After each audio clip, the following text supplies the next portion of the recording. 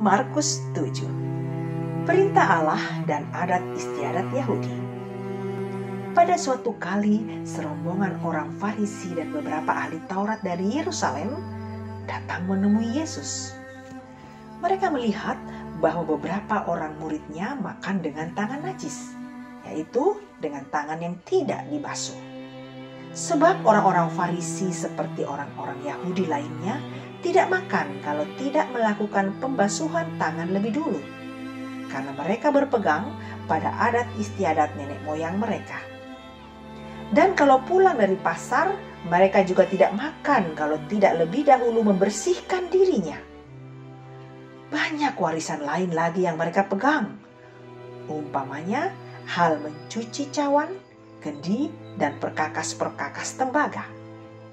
Karena itu, orang-orang Farisi dan ahli-ahli Taurat itu bertanya kepadanya, "Mengapa murid-muridmu tidak hidup menurut adat istiadat nenek moyang kita, tetapi makan dengan tangan najis?"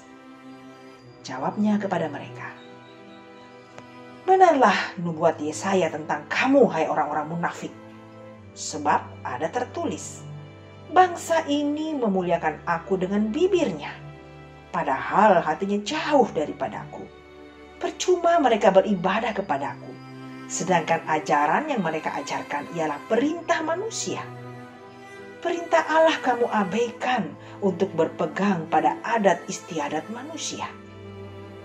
Yesus berkata pula kepada mereka, "Sungguh pandai kamu mengesampingkan perintah Allah, supaya kamu dapat memelihara adat istiadatmu sendiri. Karena Musa telah berkata, hormatilah ayahmu dan ibumu, dan siapa yang mengutuki ayahnya atau ibunya harus mati. Tetapi kamu berkata, kalau seorang berkata kepada bapaknya atau ibunya, apa yang ada padaku yang dapat digunakan untuk pemeliharaanmu, sudah digunakan untuk korban, yaitu persembahan kepada Allah. Maka kamu tidak membiarkannya lagi berbuat sesuatu pun untuk bapaknya atau ibunya. Dengan demikian, firman Allah kamu nyatakan tidak berlaku demi adat istiadat yang kamu ikuti itu. Dan banyak hal lain seperti itu yang kamu lakukan." Lalu Yesus memanggil lagi orang banyak dan berkata kepada mereka, "Kamu semua, dengarlah kepadaku dan camkanlah. Apapun dari luar yang masuk ke dalam seseorang tidak dapat menajiskannya. Tetapi apa yang keluar dari seseorang, itulah yang menajiskannya.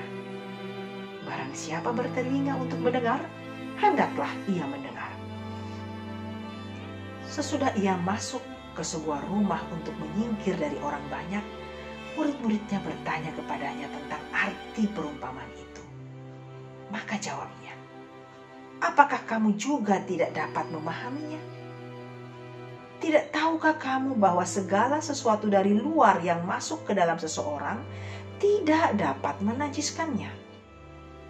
Karena bukan masuk ke dalam hati, tetapi ke dalam perutnya, lalu dibuang di jamban.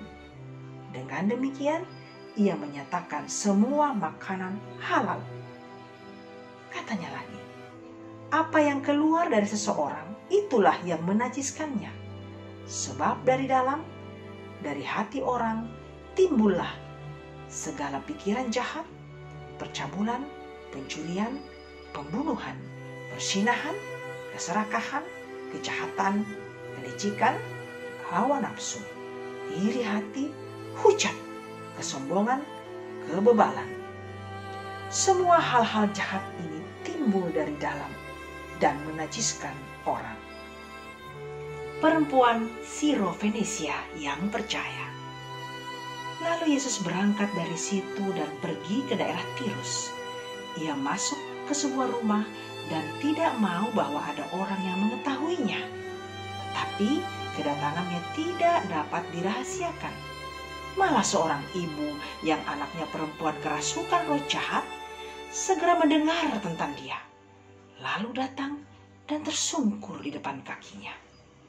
Perempuan itu seorang Yunani, bangsa Siro-Fenisia.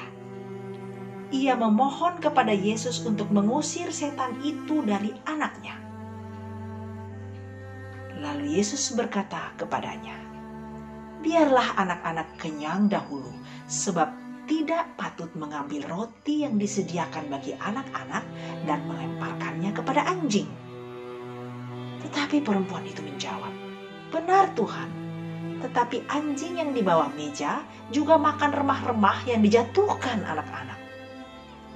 Maka kata Yesus kepada perempuan itu, "Karena kata-katamu itu, pergilah sekarang, sebab setan itu sudah keluar dari anakmu."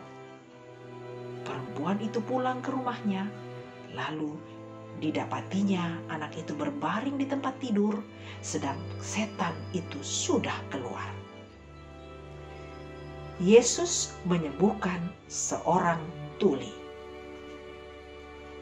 Kemudian Yesus meninggalkan pula daerah Tirus dan dengan melalui Sidon pergi ke Danau Galilea di tengah-tengah daerah Dekapolis.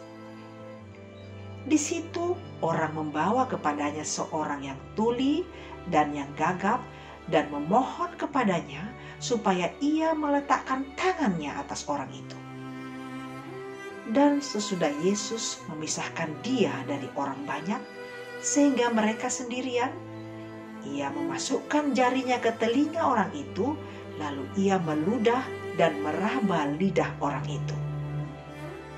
Kemudian sambil menengadah ke langit, Yesus menarik nafas dan berkata kepadanya, "Efata," artinya terbukalah. Maka terbukalah telinga orang itu dan seketika itu terlepas pula lah pengikat lidahnya. Lalu ia berkata-kata dengan baik.